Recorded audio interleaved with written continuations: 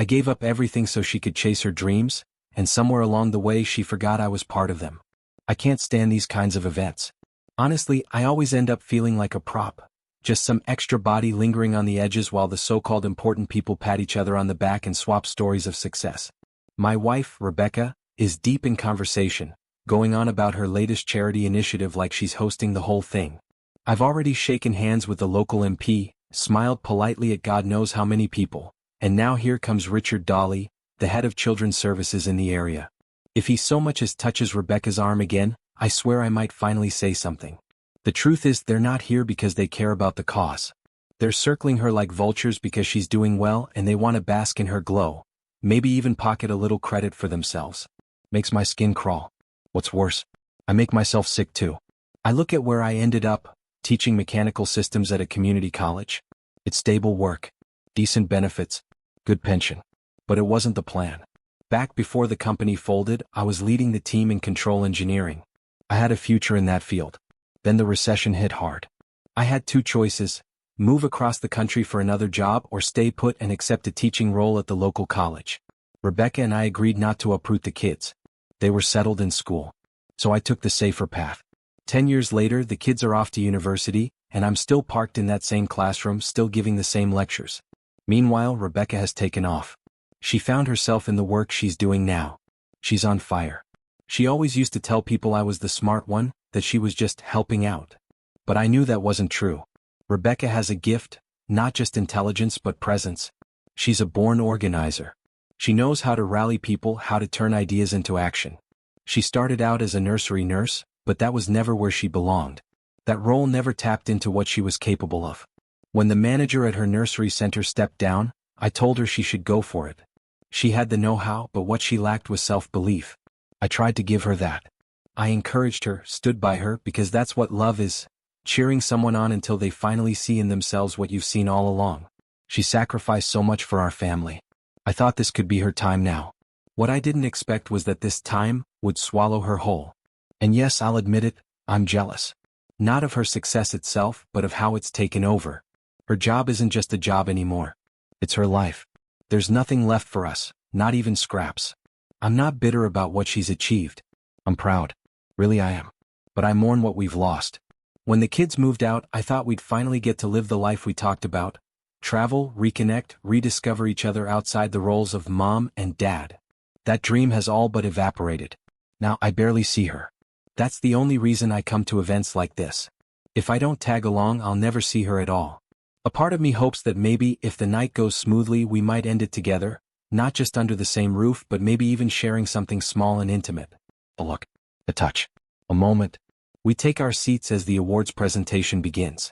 I glance over, and Rebecca is already waving, making her way to the stage with that confident stride she's grown into.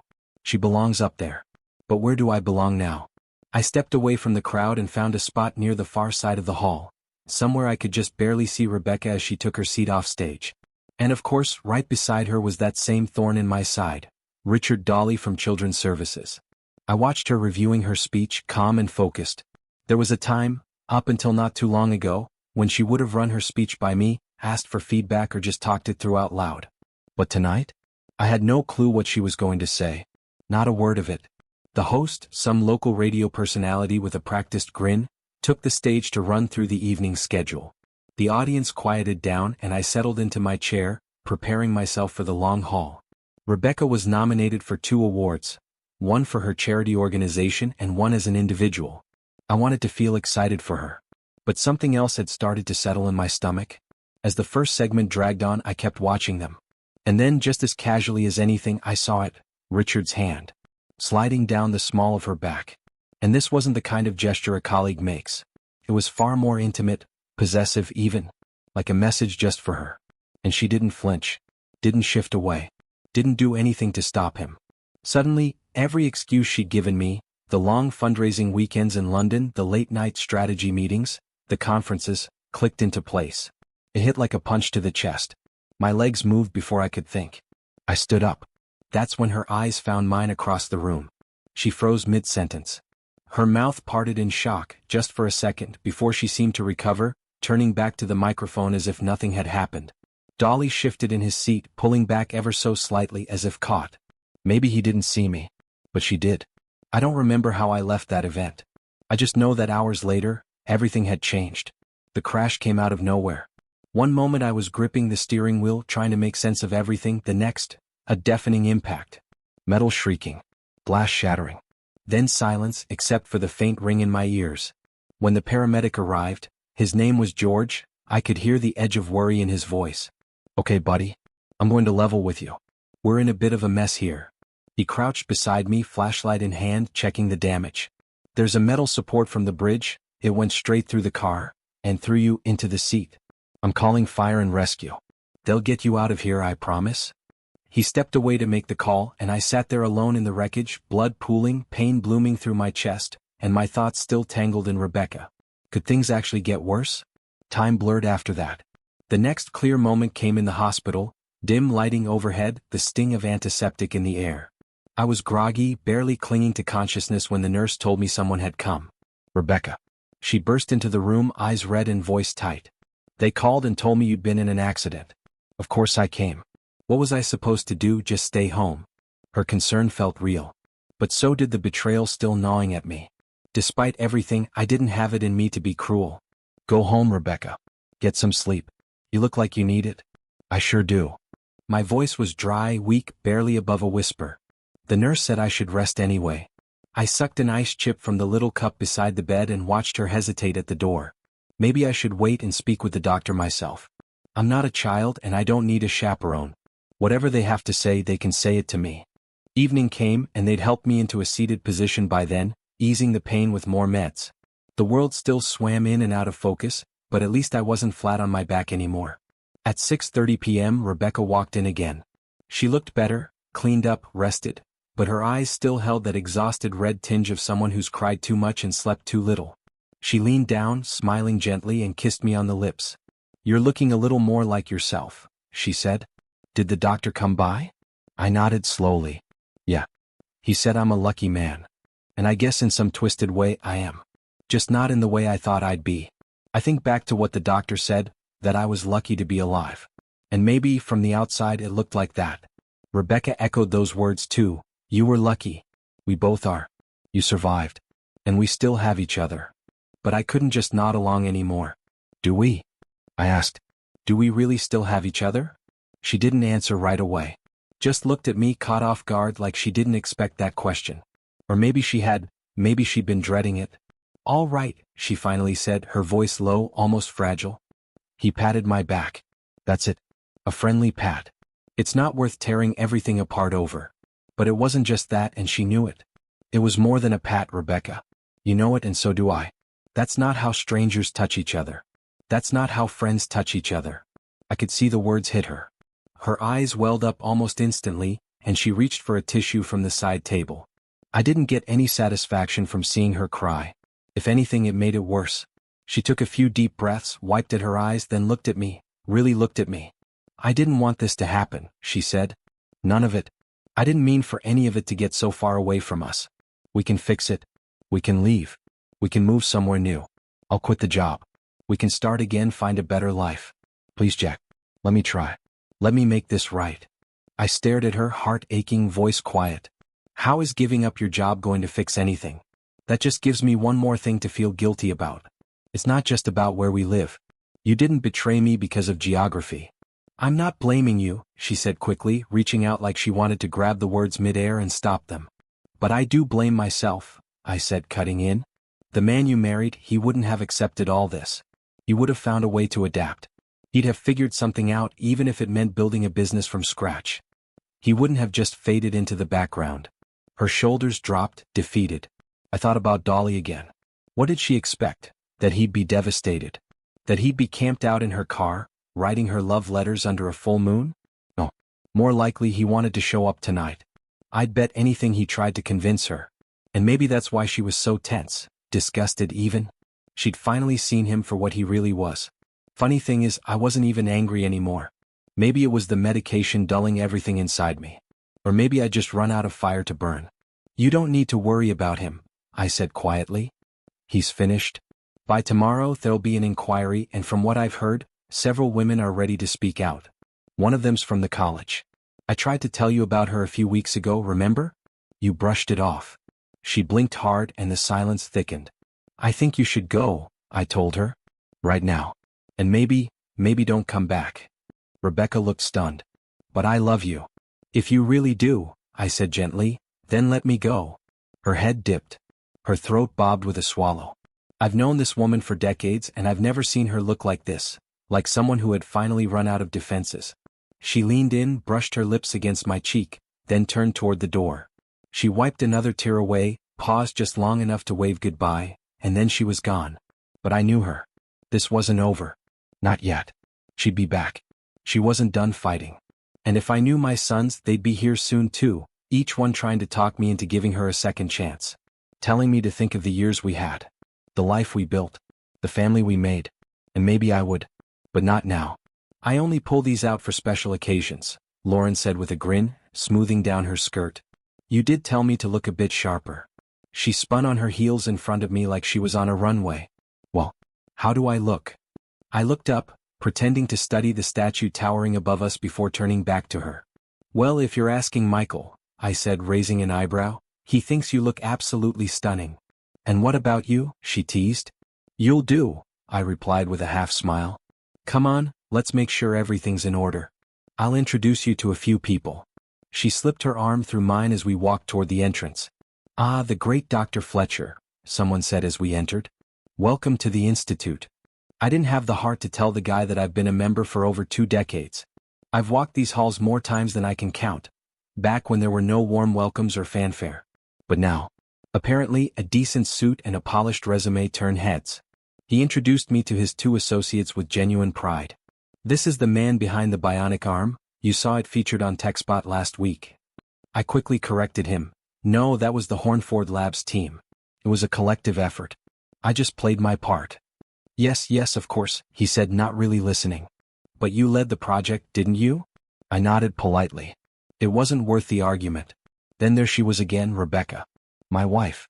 The one I still couldn't quite figure out how to forgive. She still sends me birthday cards every year. Still invites me to spend holidays with her and the boys. She even marks our wedding anniversary like it's a sacred tradition. And the crazy part? I know if I picked up the phone and asked, if I really asked, she'd take me back in a heartbeat. The boys have said as much. But I've never tested it. Not once. Because no matter how much I still care, I can't forget what happened. While I was burning the candle at both ends, making sure she had the support to chase her dreams, she was spending her free time with someone else. A man who had more influence over her funding than I ever had over her heart. As she handled a Q&A session with her usual calm grace, I watched from the back. Someone asked a question that caught me off guard. Why did you give up teaching? It was like the room went silent for half a beat. I blinked, then answered, because I was a terrible teacher. That got a few chuckles from the crowd, but I pressed on. Teaching takes a certain kind of person and I wasn't that person. I couldn't give my students what they deserved. Before the room could shift into sympathy or analysis, a voice piped up from the back. You weren't that bad, he said. You got me into university, didn't you? And now I'm here. I squinted in the dim light. What's your name, son? Daniel, he said with a nod. I felt Lauren's arm gently slide around my waist. We could shake things up, she whispered. Skip networking and sneak out for lunch. I raised an eyebrow. Nice try. But the plan's clear, networking lunch it is. After she packed up her things, she hooked her arm in mine again. Come on, Dr. Fletcher. Let's go find something edible. We made our way into the main hall, then into the dining area.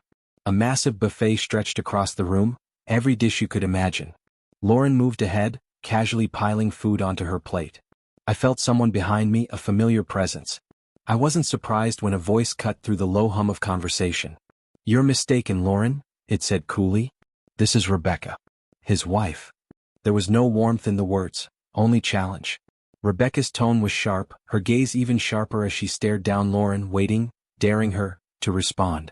Lauren didn't back down. Oh, she said, not missing a beat. So you're the one. Rebecca's eyes narrowed. And what's that supposed to mean? You're the mystery wife, Lauren said evenly. The one everyone's heard about but never sees. And that includes Jack. It hung in the air like smoke from a fire, bitter and impossible to ignore. I have to admit, Lauren's reaction catches me off guard. She's usually the one who brings calm when things get tense. But in that moment she wasn't looking to de-escalate. If anything, she looked ready to go toe-to-toe with Rebecca. "If you'll allow me, ladies," I said, stepping between them as gently as I could, "let's finish the introductions." Rebecca offered a polite smile, but her eyes were sharp, reading every expression, every unspoken word. Afterwards, Lauren leaned in closer to me, her voice quiet. "You know, I was hoping we'd have a little more time together while I'm in town. I don't make it to London often, and you could stand to get out more." I didn't respond right away. Then she added something that caught me off balance. "At the end of the day, she's still your wife. Like it or not, there's something there. Otherwise, you'd be divorced by now." I turned and looked her in the eyes. "If you had any idea what's going on inside my head right now," I said, "you wouldn't say that. It's easy to know what the right move is when you're not the one living it." She nodded, her face softening, and I gave her hand a light pat. "Thanks," I said before turning my eyes back to the stage. She didn't let go. Instead, she left her hand right there on my chest. Then, without a word, she looped her arm through mine and stayed close as we made our way out onto the Strand. We were headed to the South Bank Education office, and I knew Rebecca would already be there. Sure enough, when we arrived, she was seated by the far window, sipping orange juice and scanning the crowd. She spotted us right away. Her eyes took in Lauren, every detail. The outfit, the closeness between us, the fact that we'd walked in together. And just like that, the expression on her face shifted. Disappointment. Not anger, something quieter. Something sadder. "Oh," Rebecca said, rising slowly. "I didn't realize we were meeting as a group." Lauren offered her a half smile. "Don't worry. I think he's got a plan. He just hasn't told me what it is yet." Rebecca didn't reply, but I could see the weight of the moment settling on her. Her eyes kept drifting to me like she was searching for something. Reassurance, maybe. When Daniel walked up onto the stage, the room hushed around him. Every eye in the house was on him, hanging on to his every word. I sat there, listening, watching him shine under the spotlight. And I'll be honest, my chest swelled. Pride doesn't even begin to cover it. I wanted to stand up and shout, "That's my son. That's mine." But then it hit me. Rebecca, sitting right beside me, was probably thinking the same thing. That's my husband up there. And maybe she didn't feel like she had the right to think it anymore. She turned toward me, voice barely above a whisper. I wanted to jump up and say it, that you're mine. But I don't think I get to say that now. I looked at her and replied gently, "Well, as far as I know, I'm still your husband, unless you've quietly filed for divorce and forgot to tell me. You could have, I suppose. I've been out of the picture long enough." She smiled faintly and shook her head. "You know me better than that. I don't believe in divorce. Even if you filed, I'd still be your wife. We made a vow for life. That still means something to me." Her voice trembled a bit toward the end. She reached into her purse for a tissue and dabbed at her eyes. I glanced down at my watch. "Grab your coat," I said softly. "Curtains at 7:30. We should get moving." She nodded and stood, and I helped her with her coat, just like I'd done 100 times before. Outside the SEO, the concierge offered to hail a cab for us, but I declined. "No thanks," I said. "It's dry tonight, and the walk across Covent Garden is nicer on foot." So we set off, heading back across the Strand. At the crosswalk, she reached out and took my hand. She held on a little longer than she needed to, and I let her. A few months back, I attended a formal event here. It wasn't something I had planned for, but the organization needed someone to represent them, and somehow that responsibility landed on me. When I told Rebecca that, she seemed oddly impressed. She leaned in, resting her head lightly against my arm like I'd just won some kind of prize. We stepped into the theater, and I collected our tickets with about 10 minutes to spare before curtain. She turned to me with a smile and said, "I need the ladies' room. Emergency touch-ups." I nodded and watched her disappear into the crowd. Left alone in the foyer, I wandered through the open space, glancing over framed posters and old show programs. I knew she always liked a little keepsake from these outings, so I picked up a program from the gift stand. It was overpriced, of course, but for her, it felt right. These days, there's a lot of flash and attention around the field of prosthetics. The bionic arm and the walking exoskeleton, they make great headlines. They're the kind of projects that draw media coverage and attract donors with deep pockets. That's why they keep inviting me to events at places like the Royal Opera House. It's all about visibility.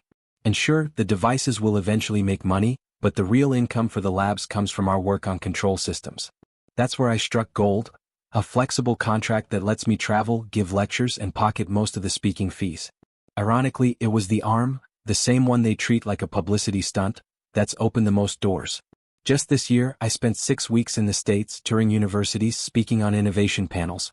The demand's been rising. But even in all that success, people still ask, what about your personal life? They assume the usual. Probably a secretary from the office, they whisper. That's how these things always start, right? And sure, there have been women. None serious. Nothing that grew roots. There was never anyone I would have called a real relationship. It wasn't about that. It was more about distraction, I think, finding comfort in temporary companionship. Our food arrived and I could tell Rebecca wasn't expecting it. She looked at the pizza with amused curiosity. You can find pizza anywhere, she said. But most of it's forgettable. This is actually amazing. I smiled. There's a big difference between what's average and what's done right. We ate. The mood was easy, almost like old times. We laughed, shared small stories. But I knew the conversation had to shift. There was something I needed to tell her, something that would hurt. I haven't exactly lived like a monk, Rebecca, I said, putting my fork down. There've been women. Over the years. Nothing permanent, but I can't sit here and pretend they weren't part of my life. She paused, chewing slowly, her expression unreadable. I continued, softer now. You say there was no one serious for you. No one who meant anything. And I believe you. But for me, there were a few who tried. One in particular, Amy. She was kind. She stuck around longer than most. Wanted to fix what others had broken. Rebecca's eyes were calm, but I could see the flicker of something underneath. Surprise? Regret? I wasn't sure. She made me feel understood, I said. Even when I wasn't sure I deserved that. She looked at the picture I pulled from my wallet, a small photo Amy had sent me, still neatly folded. Rebecca nodded slowly.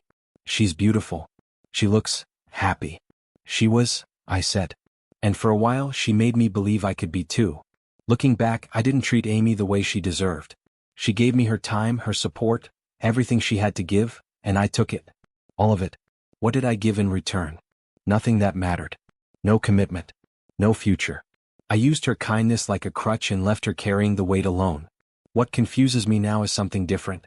Something that still doesn't sit right. Rebecca, I asked quietly, if you flew all the way up here to see me, why didn't you? She shifted a little, taken aback. I did come to see you. But when I saw you with her. She glanced away, then back at me. Lauren's young. She's beautiful. You looked happy, both of you. And I didn't know how I could fit into that. I froze. I didn't even see you, I said. I know. I was already turning away. We sat in silence for a beat and then she added, but you could have been there for our son's wedding. You knew the date. I made arrangements, I said. But my flight was canceled. Only option was late Saturday after the ceremony. So you weren't trying to avoid me? I shook my head. No. I won't lie, seeing you again wasn't something I was looking forward to. But I wasn't hiding. She sat there with that old quiet grace, the kind that never asked for sympathy. I had a 9 a.m. briefing with our Boston partner the next day, she said, almost as if it explained everything. She leaned over, kissed my cheek gently, and then stood. I need the bathroom, she whispered, disappearing into the other room. There's something deeper between us, something unspoken but still lingering. When she came back, the room had changed. Or maybe I had.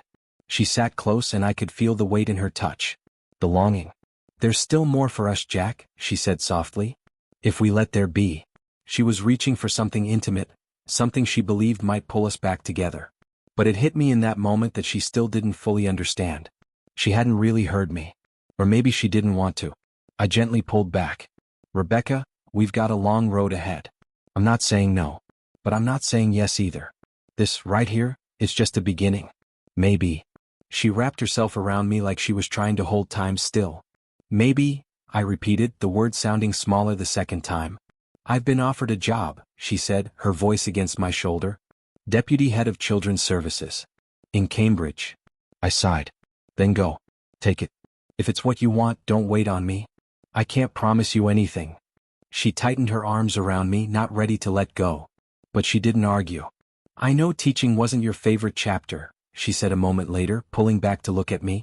But you talk about it like it was a complete failure. It was never what I wanted, I replied. And I wasn't good at it. That's not what your students thought, she said quietly. You should know that. I didn't respond. Just let the silence settle in, and eventually she understood I didn't want to keep talking about it. Lauren, always the observer, caught the mood change right away.